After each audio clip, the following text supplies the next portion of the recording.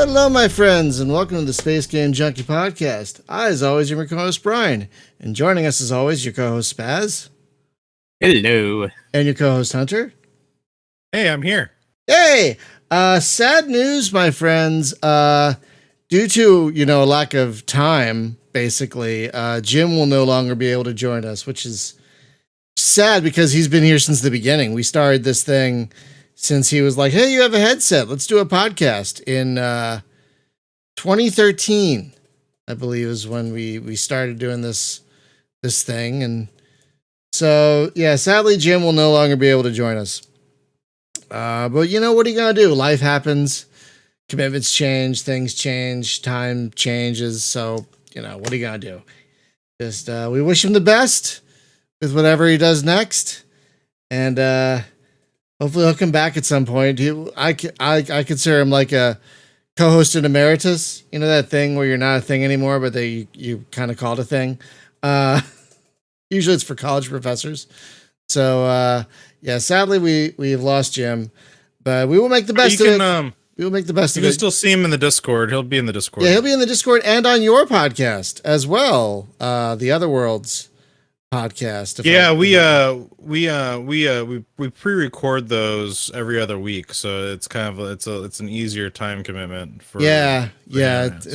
When do you usually do that? Out of curiosity, when do you usually pre-record? Every other Saturday. So we just recorded this last Saturday. We do 2 episodes. We record for like a couple hours, and then I take time to edit them, and so we release 1 episode a week. It's usually just adding intro and outro music and then hitting the upload button. And that's pretty much all I do. That's like, this is the only editing I do is for this thing. It's not much editing. I edit the pre-show stuff out because I start recording before we go live, and then I just add a little song at the end, little song and dance. Although, funny story. So I had a hard drive die recently. Oh crap. So I've got let's see, I've got 4 so I've had eight different hard drives totaling something like 13 plus terabytes spread throughout all of it. And on one of the drives, it was a 2 terabyte drive, and it's always a Seagate drive that dies on me. I will never buy Seagate again. Never in a million years. This was the last straw for me. And I've had it for like 4 years. So I mean it lasted me a little while, but my God, people have different experiences with different brands, obviously, but my hell has always been Seagate. Mm-hmm. And and so it died on me, but this drive had all of my remapped my computer type stuff, so like all of my video, music, pictures, downloads, everything was on this drive that I was doing a lot of heavy work with, and including my other podcast. So I had recorded and uploaded the first episode, but I hadn't edited or uploaded the second one, which was episode 19. And so we recorded this last Saturday, and we just started with number 20, and we'll just refer to it as the lost one. And it was just and Jim couldn't join us that day when we recorded that one, so it was just me and our friend Mellified, and so we just were like, well, what if we like re-record it and just call it not episode 19 and just put it up there? Right. So. No, that's one of the reasons I switched saving files to Dropbox. Everything's going to my G Suite now. Everything's going to my G Suite now. Like I spent a week just being like, I'm backing everything up. So it's like I'm not doing that ever again. Yeah. Oh my God. So yeah, you got to back up the important stuff. With me, everything is either on Dropbox or Mega. Yeah. Yeah, and I do have a Mega subscription now too, so that's another option. So yeah. Mega is great. Mega. It took me about a month, but I put my whole gaming soundtrack collection up there. It's like a third backup. Because if I lost that, I'd cry for months. Yeah, back up your stuff, people. Yeah. If it's important to you, back it up. And have multiple backups. And thankfully, that wasn't the only copy of our wedding pictures. So Jesus. My wife still loves me, and we're still good. Everything's fine. I'm not sleeping on a couch. Oh my God. Oh my God. Oh yeah, those are for Yeah, me. Those are on Dropbox too. Yeah. Yeah, those are on Dropbox and Google. Because what's the phrase? One backup is no backups, and two backups is one backups. Yeah. One is none. One is none is the phrase. That's right. One is none. Yeah. So back up your stuff, people, because it can go like that. Like a power supply or a hard drive can go, and then you're done. So back up your stuff, people.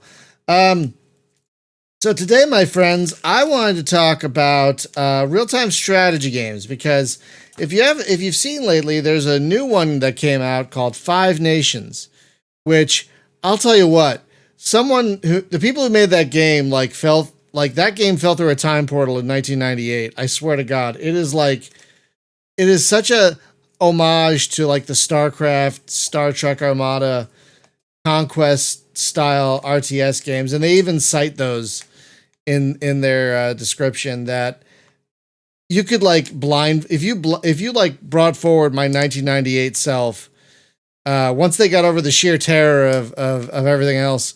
if you had them play that game, they'd be like, well, did that come out this year? Because it is such a loving homage to those kind of like classic RTS games. It just got me thinking, like, what happened to like this genre? And we kind of know what happened, but at the same time, it's kind of like space games. They kind of went through a decline, and now they're kind of slowly coming back. So I wanted to talk about them because, like, was it last year the Command and Conquer remaster came out, and that was a pretty big hit? It was either at the beginning of 2020, which was like 30 years ago. Yeah, right. Or it was in 2019. It was somewhere in there. So yeah, it wasn't that long ago that they did the remaster of that. And that was a pretty big hit, if I recall. That did pretty well. Yeah, because they were able to do a little upscaling on some of the videos because it had the full motion video stuff, the FMV stuff in there, which is pretty good. And it's Command and Conquer throughout the years has been kind of known for that. They've had the full motion video in their games. Whether you're playing the Tiberian Wars or you're playing through the Red Alerts and stuff like that. So Spaz the other day graciously reminded me of the one where George Takei was in, and I completely forgot that he was in that one. Oh God, right. Which one was that? 3. Which one was that? Red Alert 3. The which one? one of the expansions has the Japanese faction included, and George Takei is in fact the FMV leader. Which one has Tim Curry? I don't remember which one has Tim Curry. I know he's in one. That was one of the Red Alerts. Yeah, that was Red Alert. Yeah, I think it was it 0 Hour? It was one of those. God, man, yeah, I love that stuff. That's some really good stuff. But it's really interesting because RTSs are kind of like a love-hate relationship for me. Mm-hmm. Either it's really good or it sucks. Yeah. Because really, because like either it's really good or it sucks, and then you have sometimes you'll have like a variation on a theme, right? So like I feel like Sins of a Solar Empire, for example, is one of those games that kind of fits into, it's an RTS, but it's also a 4X, right? Yeah. Like, it can really be in both pools at the same time, which is kind of fascinating to me. Yeah, it really skirts that line really, really well. Like, it doesn't go too far one way or another. It kind of has elements of both, but it like balances those elements so well that people are still playing it. People are still modding it. Like, people are still having tournaments over it. Like, when it's did that hybrid? What did that come out? 2012? Yeah. I think that came out. 2012. Rebellion came out. I think was it 2012. Geez, it's been a while. It's been a while. Yeah, that one's endured. And I think that's also a testament to some of the other like RTSs out there. The reason why I feel like we haven't seen such a new resurgence quite yet of the RTS genre is because people are still riding the high of a lot of the classics. So like I think because they did you were talking about Command and Conquer, they did a StarCraft remaster which made huge waves. They actually brought original like esports people like out of retirement to play it when it came out, and they did a thing in South Korea for it, and they brought a bunch of the the I guess old timers, but these were guys like in their early 30s, just like the old coming out of retirement, right? Yeah, the old grizzled esports, right? Yeah. Oh my god, coming out of so they brought a bunch of those guys out, and there was a big event that they did in South Korea for, which was really cool. And so because I remember watching a bunch of that stuff, but I mean, StarCraft 2 came out in 2010, I feel like. And I think so. that thing is still going to today, and I think both StarCraft games are at this point are free, and people have just been modding them and playing them, and it's pretty gnarly. I think the one series, and I do have questions that I want to talk about with you guys, some topics, but I think the one series that has had the most longevity is probably Age of Empires, right? I mean, they've had 2 remakes. Right, I think. Well, the definitive editions are now for 1, 2, and 3. Right, but then before that they had the HD edition. Before that, right, which they were great too. Now it's the definitive edition, I believe, is what they've done, and they're still they're working more than on a remaster. It's more than a remaster because they added new stuff. Yeah, and they're still adding new stuff. They just release an expansion for 2, I think. I think they did. I think they just released an expansion for. It was like a year or 2 ago, but yeah. No. I mean, Age of Empires. Oh no, I'm talking like there's an even more recent one. I'm not even kidding. Like within the last month, yeah, they're still pumping out new stuff for it. Like holy crap, crazy. Yeah, I know. And I think that's another. You were saying people were riding the high on those classics.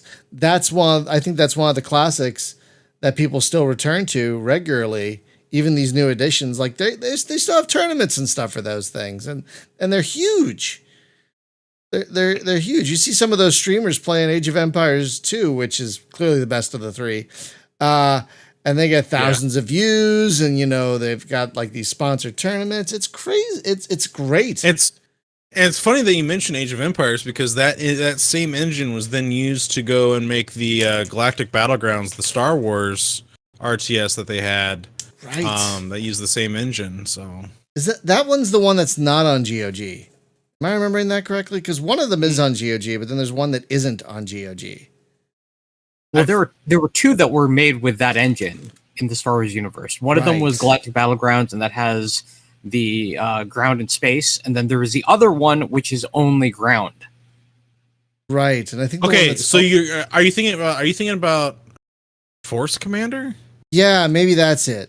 Force Commander doesn't sound right. Force Commander is the one where you had vehicles, and that was a third person where you're controlling a vehicle, kind of Battlezone-esque.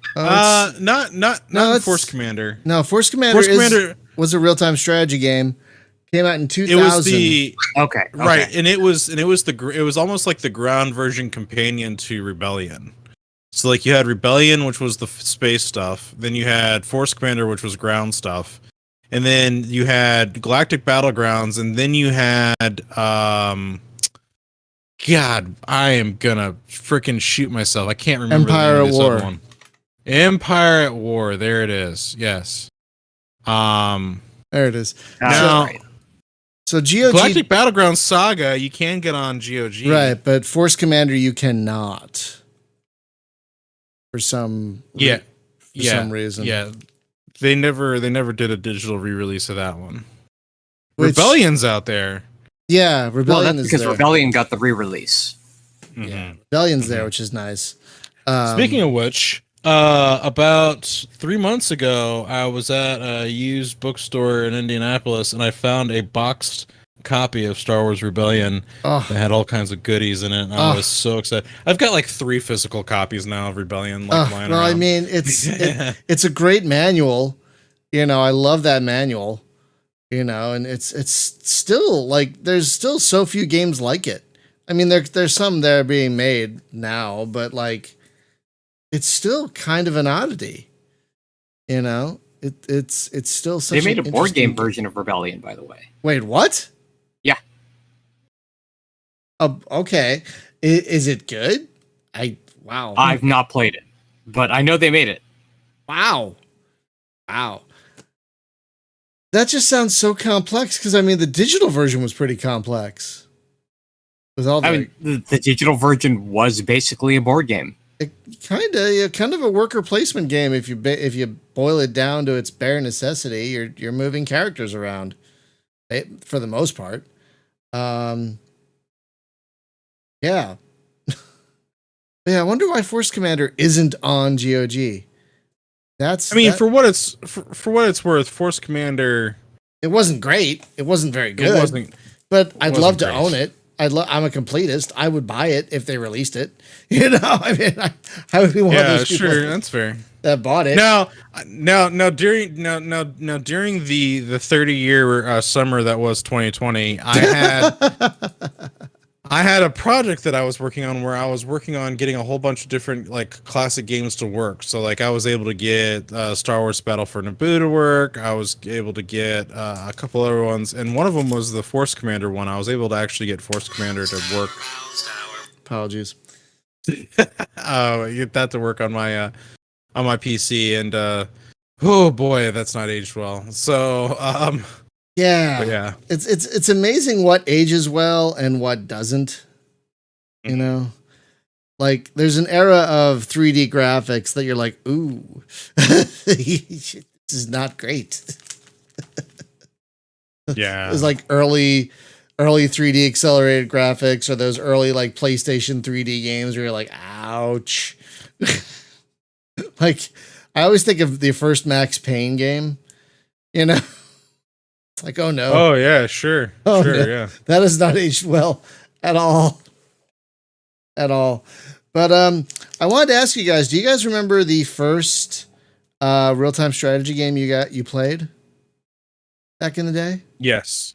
Yeah, I do. Okay, Hunter, you said first, so go. What is it for you? Oh, without a doubt the first one I played was Command and Conquer. Nice. What about you, Spaz? Well, it's actually a toss-up because I played them both at the same in the same year. It was Dune 2 on the Sega Genesis. Oh, damn. And on the same console, Herzog Zwei, which went on to inspire the game Air Mech. Don't a lot of people consider Herzog Zwei the first real-time strategy game? I'm remembering it's pretty much up there. I mean, Dune 2 is probably the first that most people have played, if they played back at the beginning. But Herzog Zwei, because of the nature of it, so you have a commander unit and you move the commander unit around, and then you have other units that work kind of like creepers in more modern games. But it's, you transform the commander unit and then you airlift units around the board, pretty much. Oh, okay. Yeah, that sounds like Air Mech. Exactly. It inspired Air Mech. Yeah. Yeah, that sounds a lot like Air Mech. It's funny you bring up Dune 2. Like, the first one I remember playing is Warcraft 2. And then I think I went back to play Dune 2 after that. Because like I came to strategy games late. And so like Warcraft 2 had such a nice box. And that's why I bought it. It's funny that you mentioned that, because like it's weird. Like I remember playing Red Alert at a friend's house because they had it. And so I never really had a lot of time with it. And then when I was a little bit older, my brother bought like a battle chest for like, it was like a Blizzard collection. Oh, and yeah. In it had StarCraft, Warcraft 2, and the original Diablo. Damn. And so he had that, right? But he would never let me like see Diablo because he thought I was too young for it. And I was like, bro, I'm like 12. But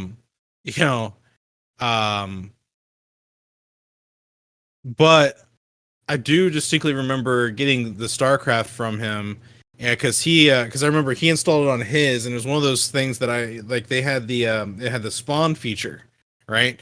So like you could take your install disk for StarCraft to like a friend's house and install a spawn copy. Oh God, right. Anytime like your friend was online, you could hop online too and play with them. Oh, I remember that nonsense. Yeah, it's the sneaker net days, right, where you had to like actually physically take your disc over. And so we had and here's how goofy yeah here's how goofy my house was growing up, right? We never had like an internal like LAN at home. I don't think a lot of people ever really did. But I don't think we so. had 2 computers and 2 phone lines. And so we had to like, ask my folks if we could tie up the phone line for an afternoon just to like play StarCraft together. At the house. Oh my God. That's amazing. So did you tie up the phone line with that? Oh, for sure. Yeah, all the time. Yeah, because you had to do the dial up, and then it was you're playing StarCraft that way. There was occasions though growing up because we didn't get all throughout high school, like all my friends were getting onto the broadband train growing up, and so like my family was on a budget, so we had dial up for since through high school, graduating high school. Even it wasn't until I moved out after high school and lived on my own that I got my own internet and I got broadband. And so for me, playing online computer games was dial up, because I remember going online and playing Counter-Strike over dial up, and I remember playing America's Army over dial up, or StarCraft over. Oh, right, man. Yeah, these games over dial up, and it was just this weird experience of I've got an hour before my mom's gonna want to call her sister in Houston, so anyway, the fun times I remember though were then you LAN party it up, and you learn it was me and a buddy and a crossover cable, and that's where you just take a single cable from computer to computer. There's no network in between. And you have to manually configure everything, and then you can play games together. And remember when we had a glut of RTS games, and there were everyone was making one, and a lot were good, but a lot were not so good. Mm-hmm. I have a lot of physical discs of RTS games here, and I am trying to, and some of them I do not remember at all, even though I have them right here. Czar, the Burden of the Crown. I don't know if anyone remembers that. That one's on GOG, surprisingly. But that one came out in 99. So many RTS games. But then they started to kind of falter a bit too, but not as bad as space games. Well, I'm not sure actually. Maybe not as early as space games, because we were getting RTS games into the 2000s, if I recall correctly. Well, because that's when you started getting stuff like Supreme Commander, which was the spiritual successor to Total Annihilation. I'm gonna kill myself. Total Annihilation. Thank you, Jesus. And Total Annihilation was pretty good for its time too. And then you had the expansion, the Forged Alliance expansion for Supreme Commander, and that was a THQ game also.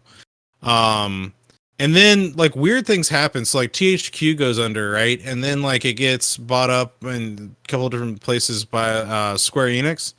And then Square Enix puts out a Supreme Commander 2, and everybody's like, "What is this garbage?" What? That's right. That's right. It doesn't. It just never. It didn't quite fit the mold of what came before it. And then you had the people who made Supreme Commander go off to make their own spiritual successor of,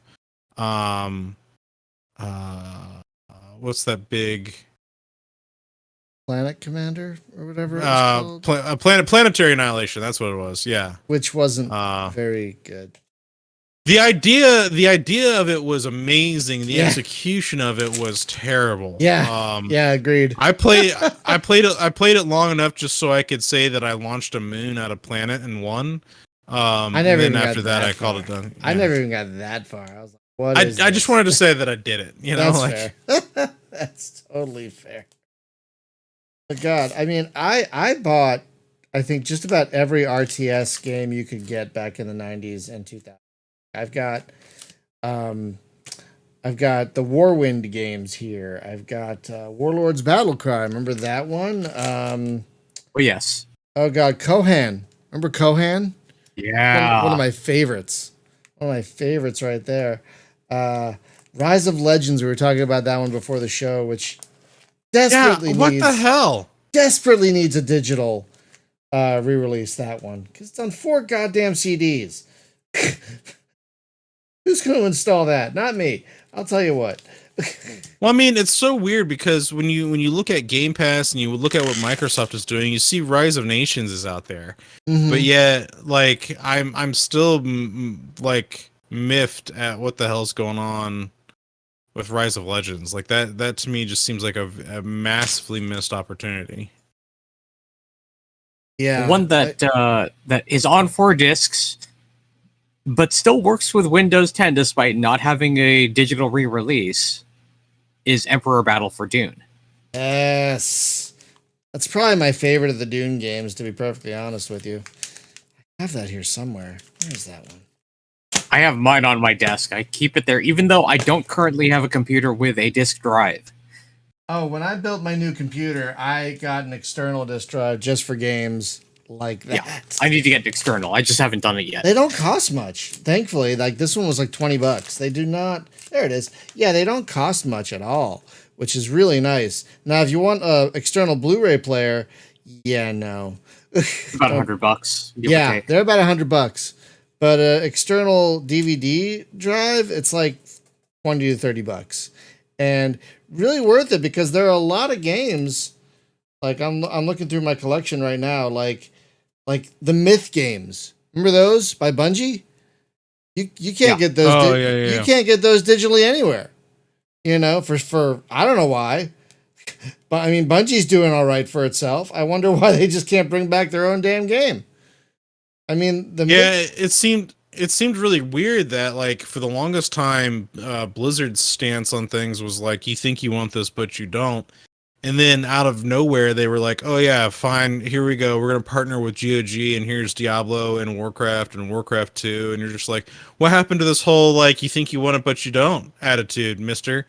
Thanks. You know, it's, I think Blizzard doing that should really set an example, because it's like if they're going to put out their games with GOG, it'd be really nice to see some of these other companies just like, you know, stop trying to hoard this IP and, like, you know, like we're talking let it out there. Yeah, we're talking about Microsoft. It's like Microsoft has so many games that they haven't released digitally that, like, I would buy today if they release, like Age of Legends, or Freelancer, or Crimson Skies.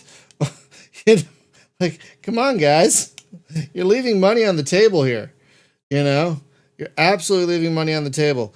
Spaz, now that you bring up Emperor, I think I might try and load it up. I have the disc right here. I'm looking right at him.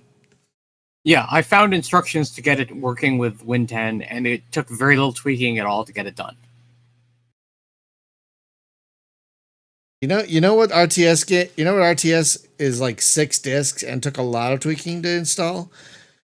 Battle for Middle-earth 2. Holy crap. Oh, yeah, there's that. Yeah. It's a wonderful game. It's probably one of the finest fantasy real-time strategy games you can get.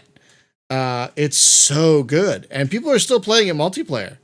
There's a thing called the Third Age, I think, where it's like they have their own multiplayer lobby and stuff where you can play it multiplayer today, like right now. But installing it, freaking nightmare. Freaking nightmare of an installation. Worth it. I mean, it's a great game. It's a hard game. It will kick your ass. Remember that time I tried and streamed it once or twice? I was like, nope. Yeah. Yeah. No, we're done with this. I don't have the patience. To get my ass also kicked. There's also been like an interesting rise in a different type of RTS where it's kind of like I don't know how quite to describe it, but I think you guys might be able to help me out here. I know Spaz might be able to understand what I'm trying to say, but like games like Frostpunk. Now is that a city builder or an RTS? I've not played it, but I've heard it called an RTS. It is more city builder than RTS, but the fact that it is in real time, and you do have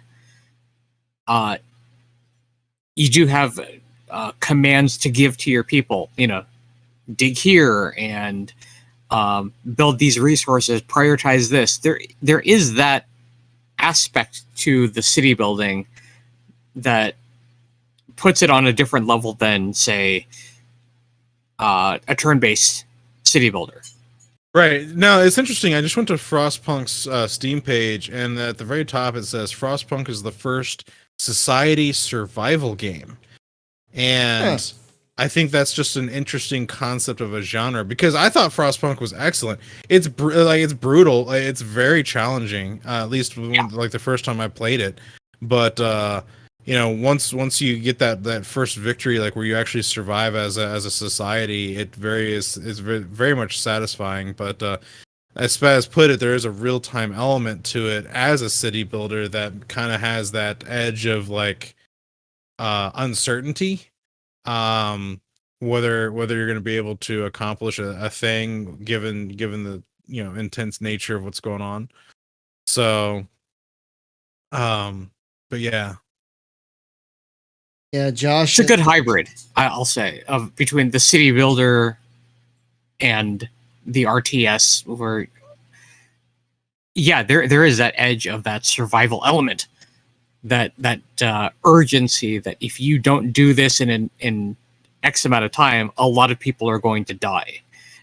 right, because the enemy isn't like the other team. The enemy is like the environment you're trying to survive in.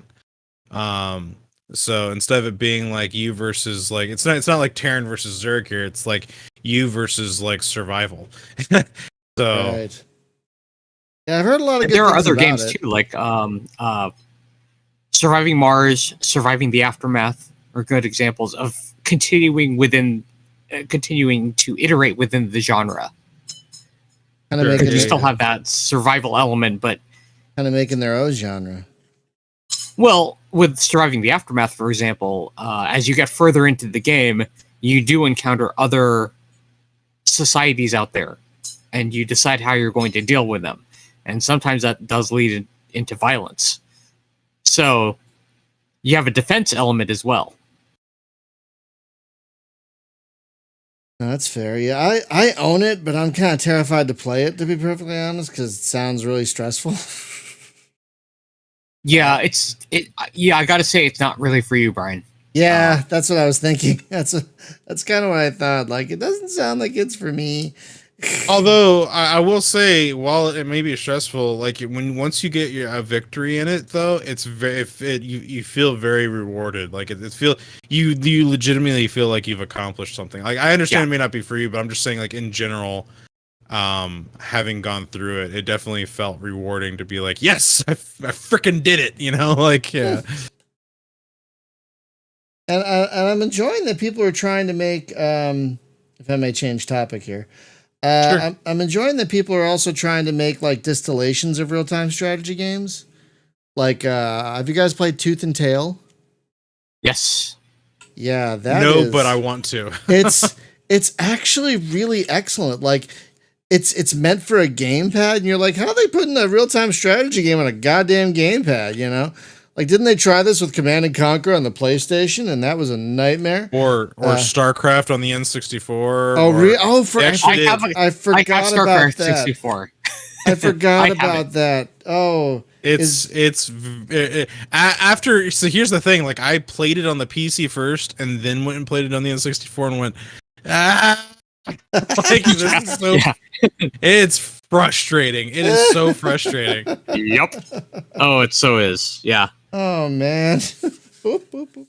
But yeah, I've been really enjoying when people take like they're really trying to distill the core experience of an RTS down to its like really component parts, and like that game especially, I think does an excellent job. Well, you were talking about an RTS with a controller because you said Command and Conquer. They also had Command and Conquer 3, I believe, on the Xbox. But they also came out with Halo Wars for the Xbox, and that was kind of slow. I thought the original Halo Wars, while interesting, was a little boring. But Halo Wars 2, on the other hand, is really entertaining, and they've really optimized the use of a controller to play that. And you can even use the controller with the PC version of Halo Wars as well. It is crossplay. So like I actually this last Friday, a group of us played it together. Some people were on their Xbox, some people were on PC, and it worked out really well. It was a lot of fun. Oh wow, I didn't know that. I've seen that game, but I'm like, I don't know anything about Halo, so like, I really should start playing those games. Well, and the nice thing about Halo Wars 2 is you don't really need to know anything other than they kind of exposition it a little bit for you at the beginning, and at least enough for you to kind of like understand what's going on, at least in this game. And so that way, like, you don't really need to have to know the entirety of all the lore to understand what's going on. You're like, these are the good guys, these are the bad guys, these are why these guys are bad, and here's what they're trying to do, and here's why you have to stop them.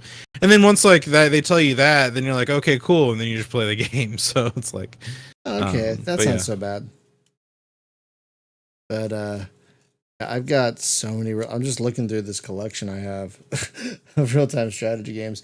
And Josh brings. Speaking of, I was going to say, speaking of Command and Conquer 4, I would say, is kind of responsible for, at least in my opinion, killing off much of the genre. Because when that failed as hard as it did, yeah, I heard it was terrible. It's terrible. It did not have a really good, because Command and Conquer 3 and then the Kane's Wrath expansion was actually really good. Like, I actually really liked Command and Conquer 3, especially when they introduced the third alien faction into the mix. Yeah. Because it traditionally has just been a 2-faction game, like with the normal Command and Conquer series. I think that with Red Faction, or excuse me, not Red Faction. Whoa, wrong thing. Red Alert. Red Alert. They added in some a couple of different things, but 3 was really good, and then I was really hopeful for 4. And as Spaz said, when 4 came out, I was just kind of like, I am really not interested. It did not interest me at all. Well, they also changed the formula to a grave mistake. The commander unit was your MCV. And you could pick up and move it, which sounds good on paper.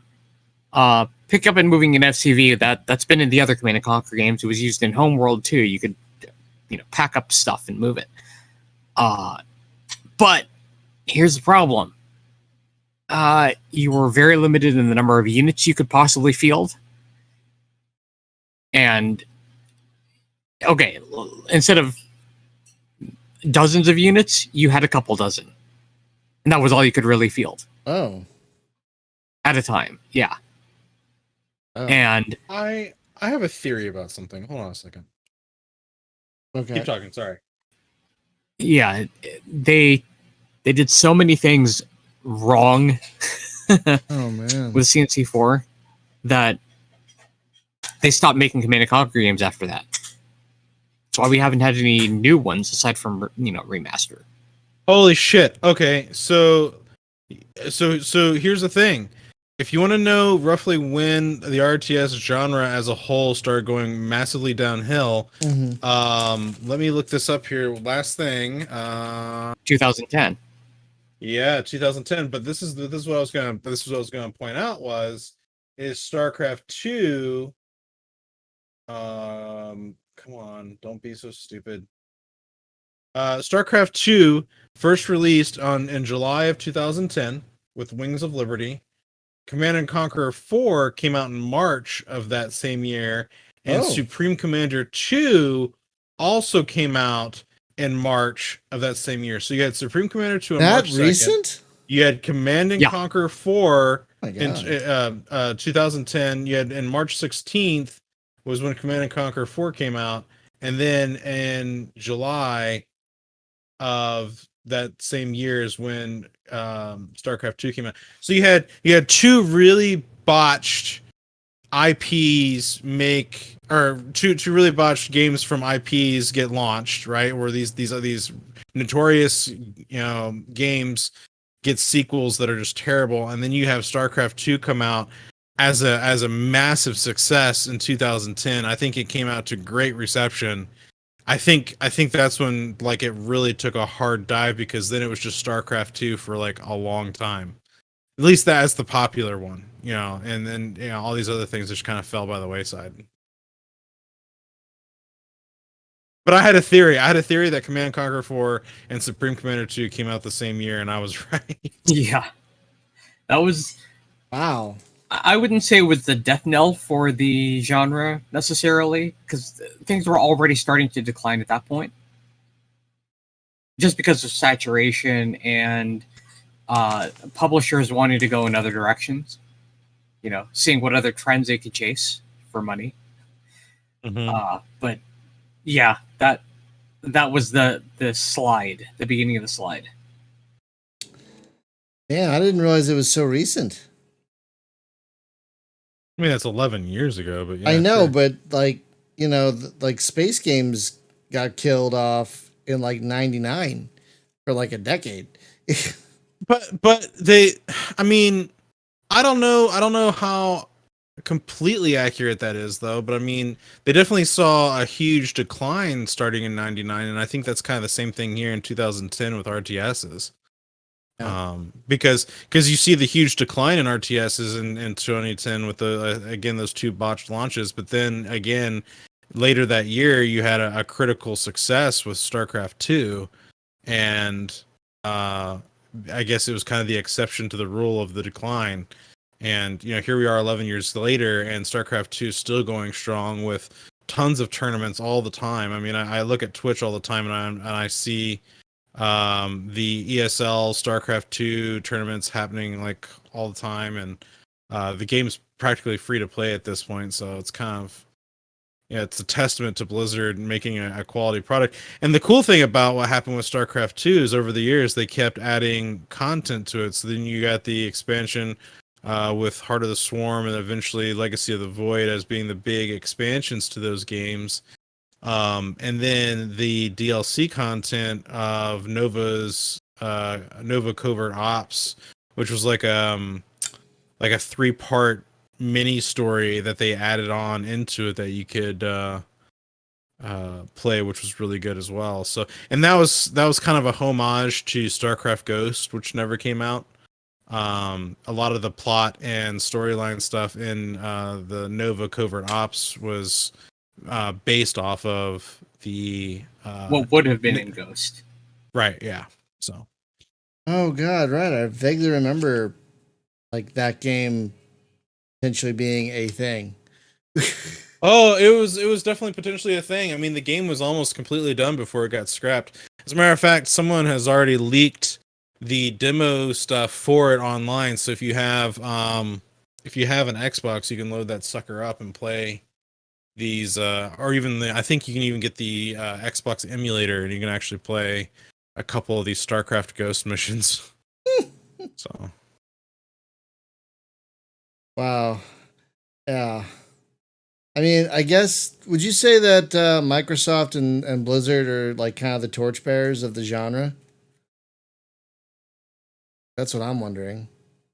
Well, I think torchbearers of like traditionalness of the genre. Yeah.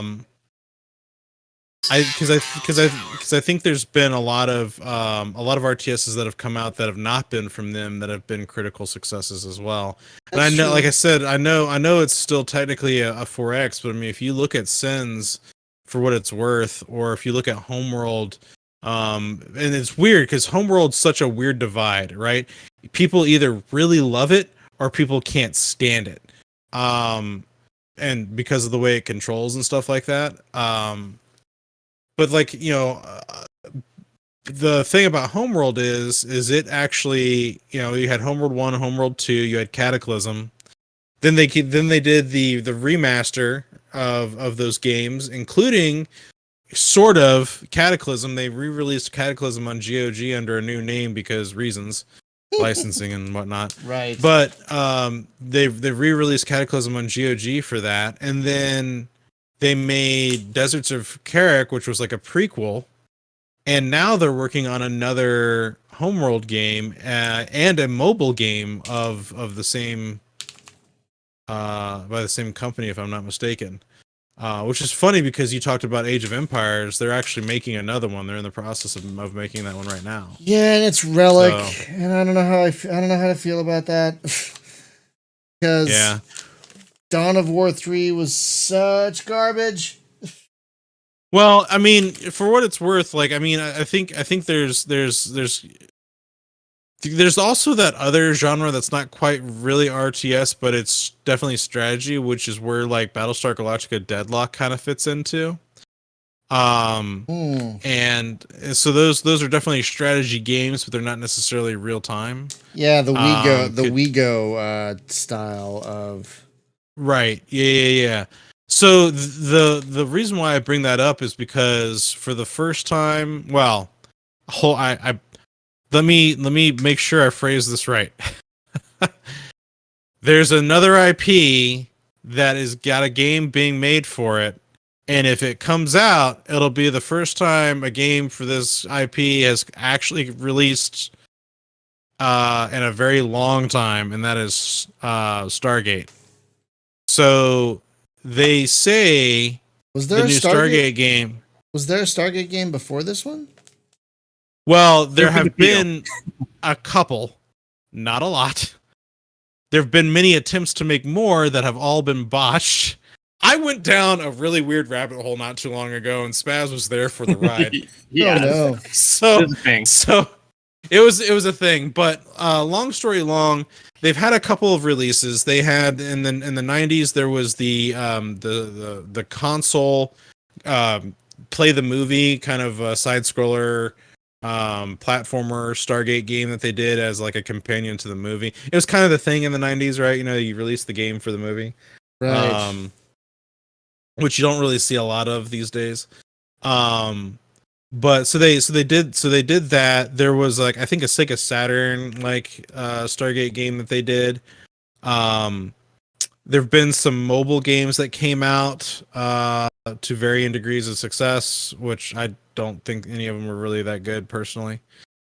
Then there was attempts in the early 2000s to make like a story-driven narrative game, an MMO, and then come to find out, which blew my mind, there was actually a game that was released as a live service shooter game called Stargate Resistance. I think it was Resistance, that up on it. I know we're kind of getting off topic here on real-time strategy, but I promise you I'll loop back to it in a second. Okay.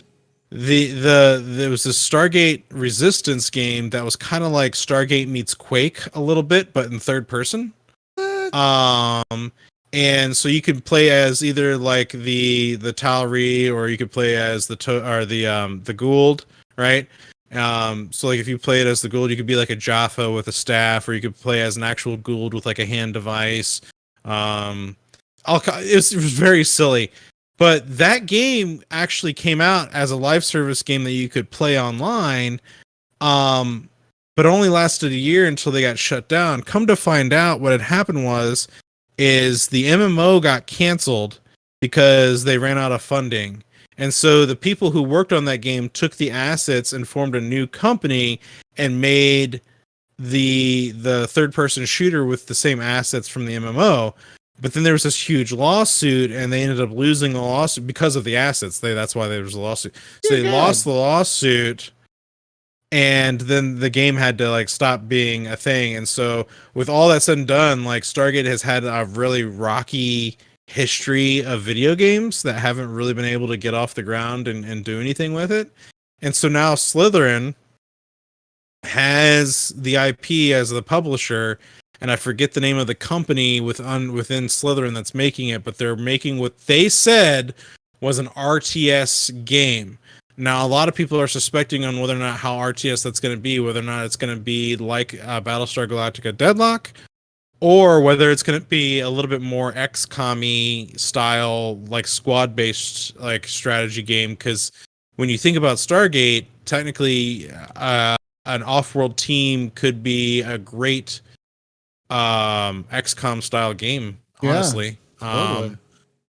So it could go many ways, but according to the official release, they say it's an RTS game. So I don't know what that means, and all I do know is that the time frame is the game's going to take place sometime right after season 8, I believe, or season 7, somewhere in that vicinity, the season 7-8 area of the SG1 show. So I'm really hopeful. I would love to see more like Stargate or like more RTS, like really good RTS games. I mean, we've had definitely like callbacks to the genre with like what was it, 0K was definitely like a callback to folks, folks, if you've not played 0K, it is a callback to Total Annihilation. It is so good, and it's free.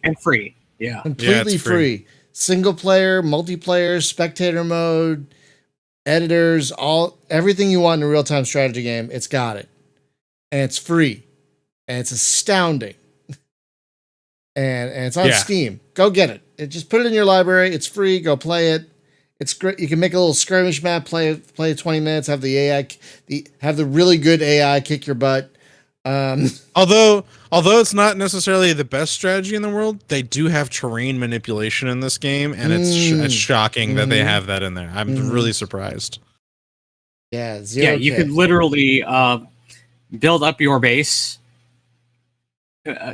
in the literal sense. You could also remove the terrain underneath the enemy's base, dig them out. It is the thing. Yeah. So do you guys have a favorite? Let's start with space. Do you guys have a favorite like sci-fi or space RTS?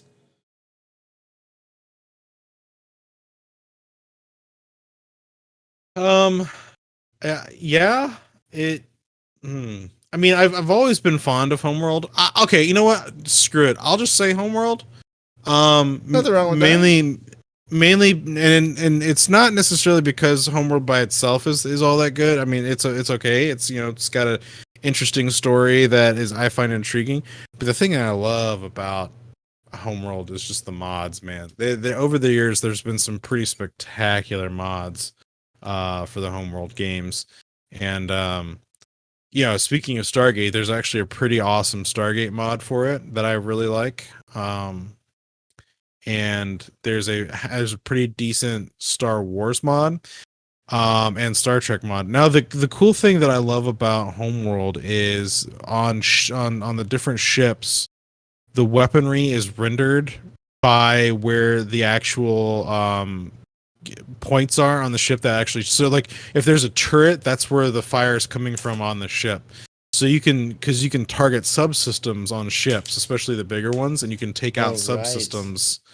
And so when people have made Star Wars mods and stuff like that, when you see lasers firing from it, it's not just coming from like a generic point on the ship.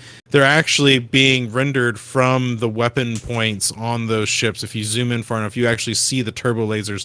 They're actually the ones firing. And it's really cool. So yeah, it definitely sets up a spectacle. Absolutely. But if I had to pick a second one, Sins of a Solar Empire. No worries. That would be my first. So yeah, no worries. There you go. For me, it would clearly be the one where I got streaming Conquest Frontier Wars. That is my absolute. Do you guys have a favorite fantasy RTS?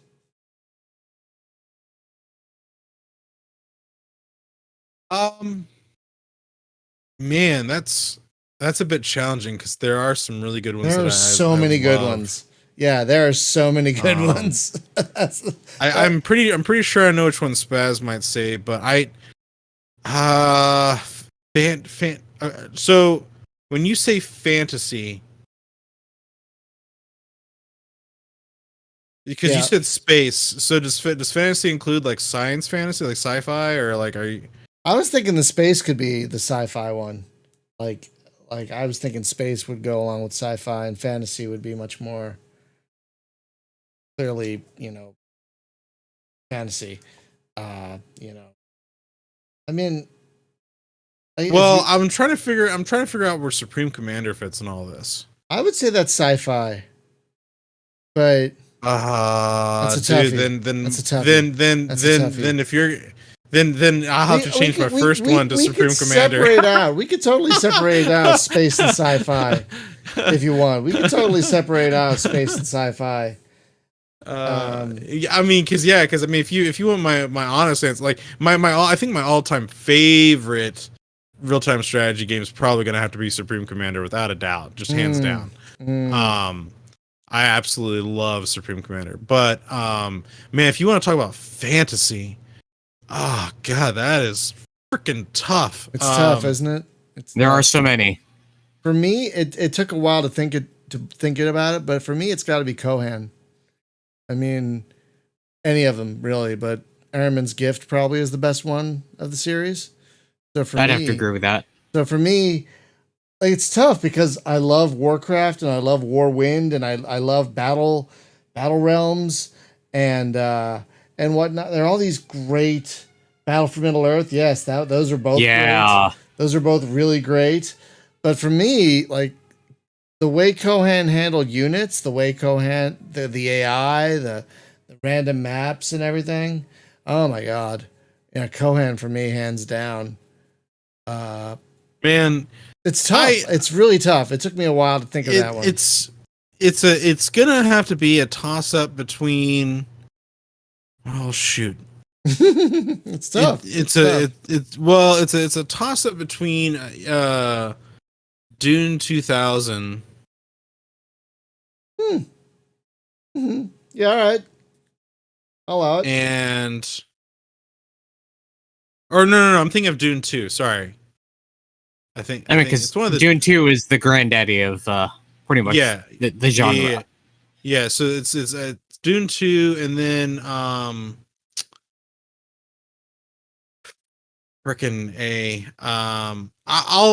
I think I'll bend the fantasy to include Command and Conquer 3. I really liked Command and Conquer 3 a lot. Yeah, it's a good one.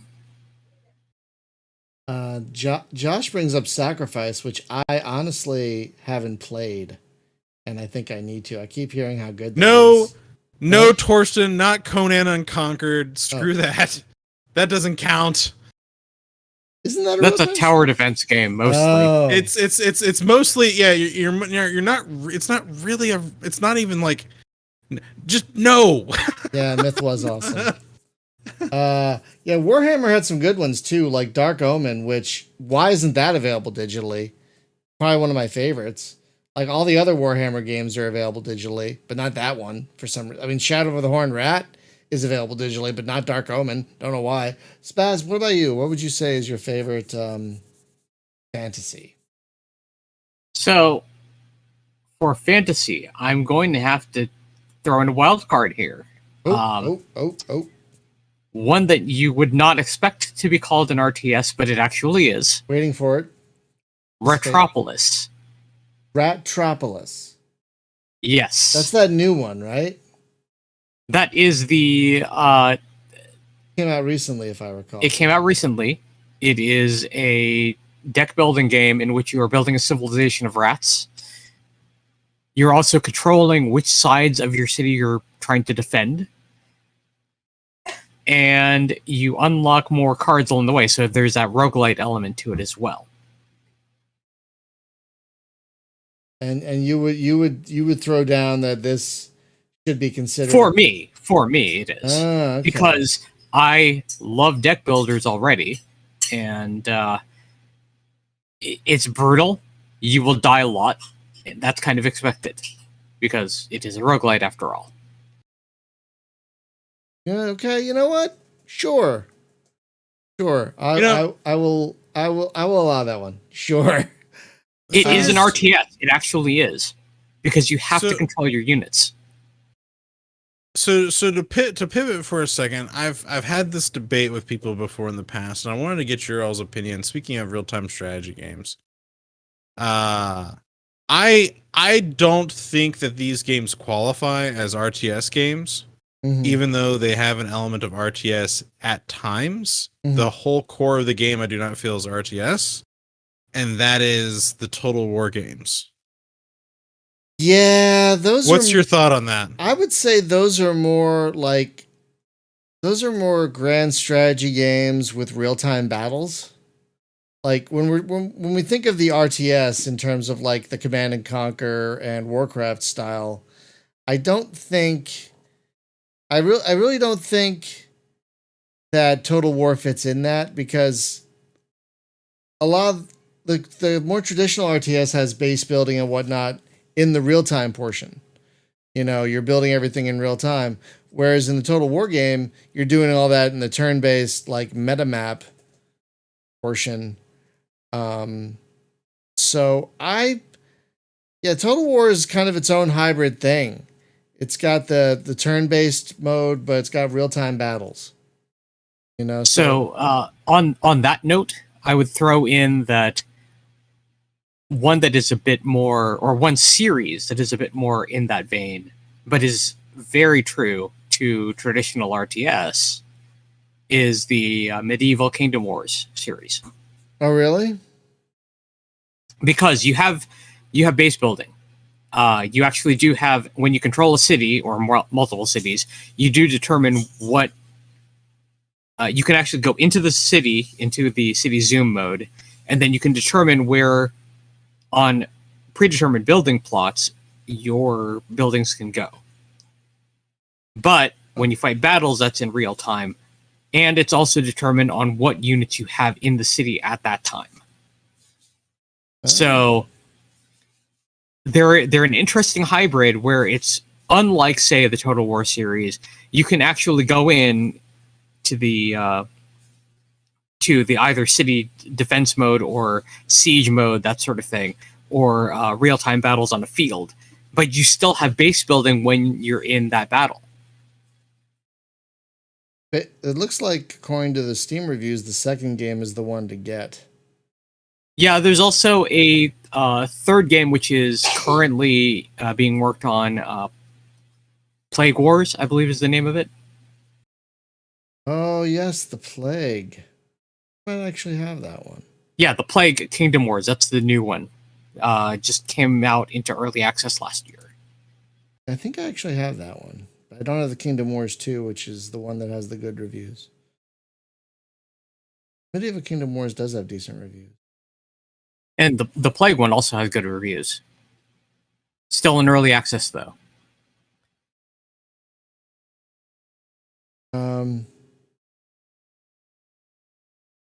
The Total War series is a tough question, but I think that it doesn't fall within the traditional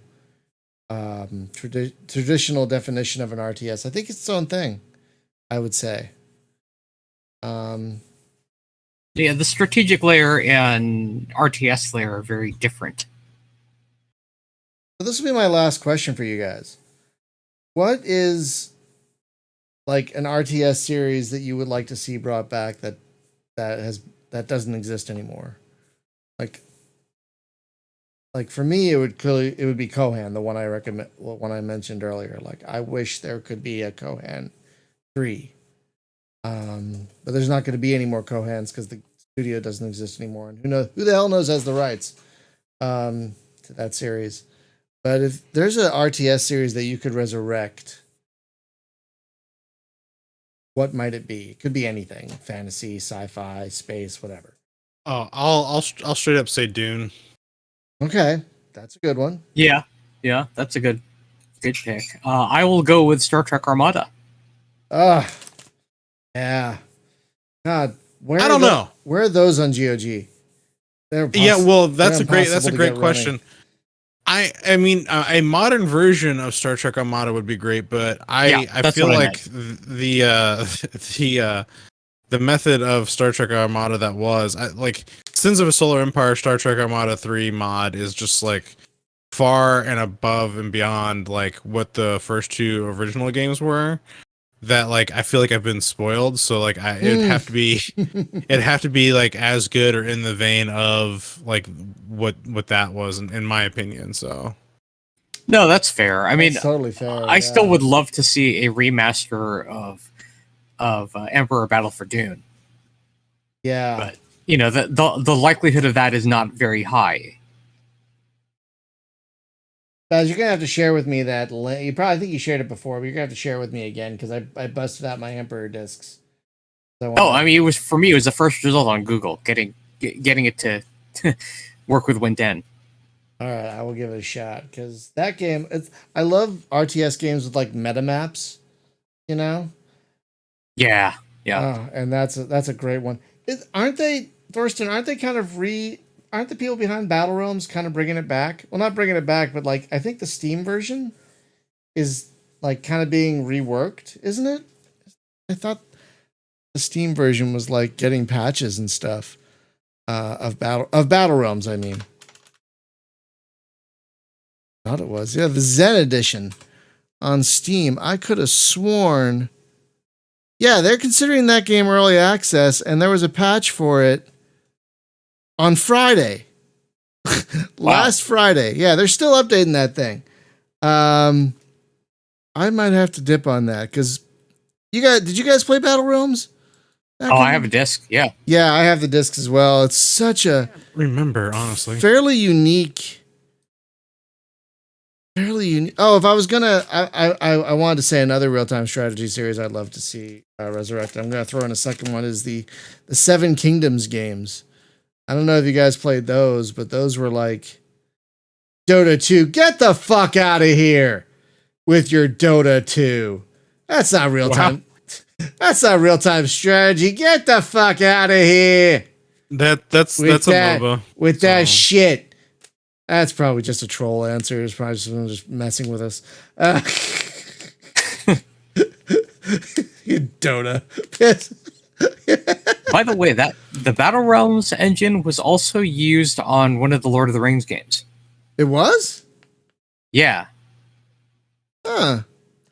I can believe it. It's a great engine. It's like a really great engine. I'm probably gonna snag this because these oh yeah, dual monitor support, updated resolutions, online multiplayer. Dude, go get the Zen edition of Battle Realms on Steam. That is basically what you're asking for.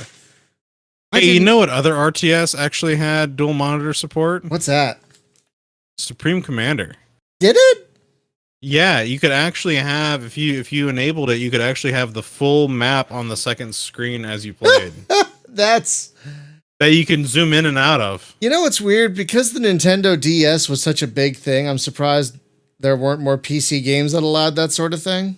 You know? I mean... Well, I think it was just like an afterthought because like not everybody has like dual screens, so why program I guess it that's to, true. Like, take advantage of a second screen? I suppose that's true. I'm just surprised that Supreme Commander did it. They're just like, yeah, if you want, you can add us. But it was like, put a full map on that second screen over there, and I'm just like, now back when that came out, graphics cards were like, they're like, oh, can't handle that. But now it's now they're looking at their watch like, are you gonna play a game on this already? What are you doing? Come on, I'm bored. I feel all that. Right, let me toss one out at you. Okay, go for it. So my thought is, what franchise would you like to see have an RTS installment added to it? Good question. Oh, I love this question. Yes, hit me. I love this question.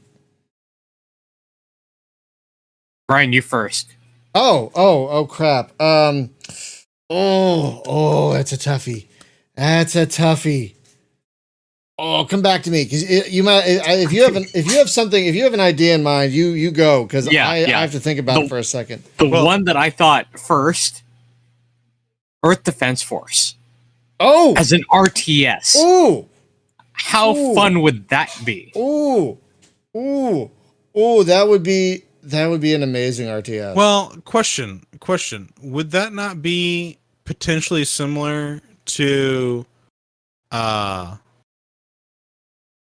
My brain today is having trouble. Like I see it in my head, and I can't think of freaking. They names. Are Billions. That one? No, like an art. If So EDF was an RTS, I feel like that's.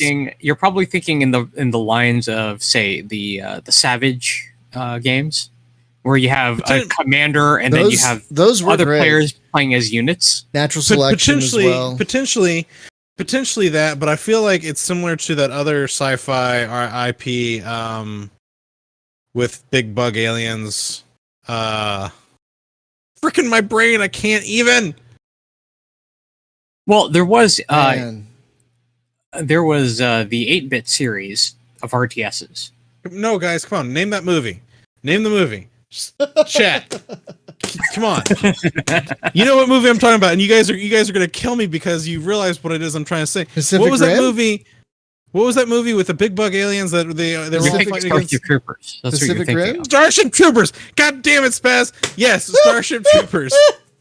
Wouldn't a real-time strategy game? Isn't one coming out?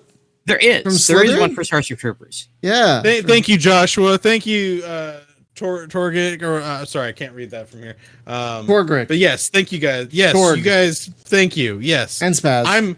I'm having a moment. Well, of course, Spaz. But I'm having a moment here. My brain today can't brain. But Starship Troopers would an EDF real-time strategy not simply be like that though? Like it's well, I'm not complaining. I'm just saying what I would be envisioning is anyone who's playing as an air raider in that would have a top-down view. And then they're calling in their bombardments and vehicles for the other members of the team. So you could do it as a 4-player RTS. I see. I got it now. Okay. You know what? You know which series I'm shocked doesn't have an RTS, even though there are lots of wars in its lore that could totally do it. Elder Scrolls. There's not been an Elder Scrolls RTS. There's been an Elder Scrolls everything else. Third-person adventure, MMO. There's been a lot of different Elder Scrolls. There's a card game, I think, but that would be my answer. There's been no Elder Scrolls, shockingly, RTS, and that the lore. I don't know how much of the Elder Scrolls lore you've read. I've read quite a bit of it. They're actual physical books. They're actual physical books about all the the Elder Scrolls Online and Skyrim lore and all this stuff, and they're great. And there are like full out wars that you could totally make an RTS out of in Elder Scrolls lore. So that'd be my answer. I'm honestly shocked there isn't one. Come to think of it, because that series is so ubiquitous. You know what other, well, not an existing game per se, but an IP that has been vastly untapped for anything. And there was an attempt at a game apparently at one point, but you could potentially do something if you expanded the lore a little bit, but you could totally make a Farscape RTS. Oh.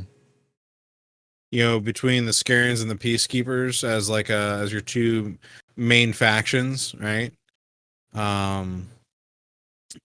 If you go back through the show, there's definitely a variety of ship types out there. You just don't always get to see them as often, but yeah.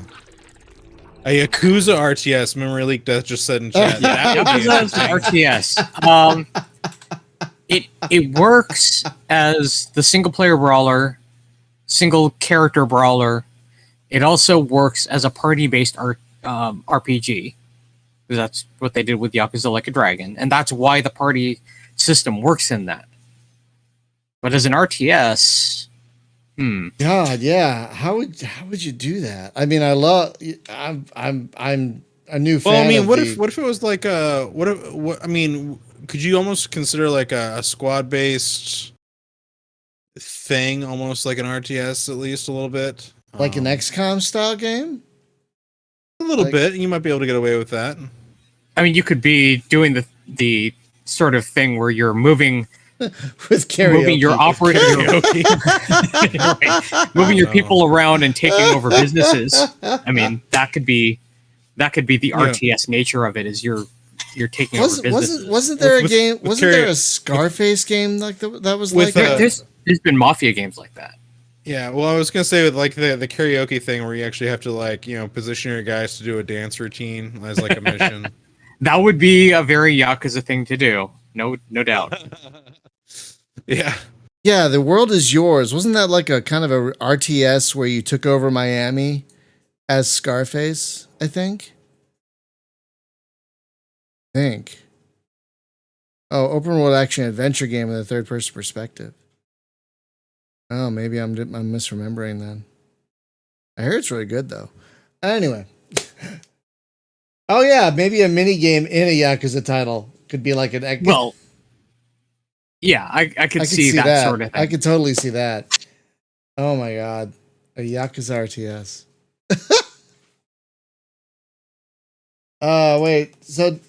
Wait, did Hunter? Did you have an answer, or did we get sidetracked? Did you have an answer? We got sidetracked. Farscape. That's right. You said Farscape. Oh, right. Okay. I apologize. Thank you.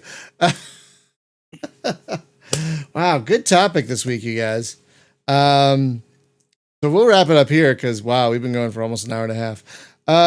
So folks, thank you so much for hanging out with us today. Good chat, good talk, good chat in the chat. Good. That's a stupid way to say that. Good talk in the chat. Firefly game. There was almost going to be 2 different Firefly MMOs, and they both like fizzled and died, and nothing ever happened. It's surprising that there aren't Firefly games because anyway, speaking of that kind of thing, next week on the podcast, we're going to talk about our favorite video game characters.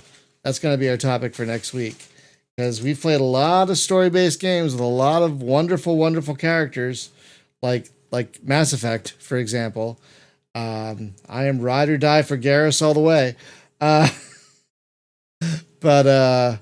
But yeah, next week we're going to talk about some of our favorite video game characters. And tomorrow on the stream, I'm going to be playing a game called Lucid, I believe.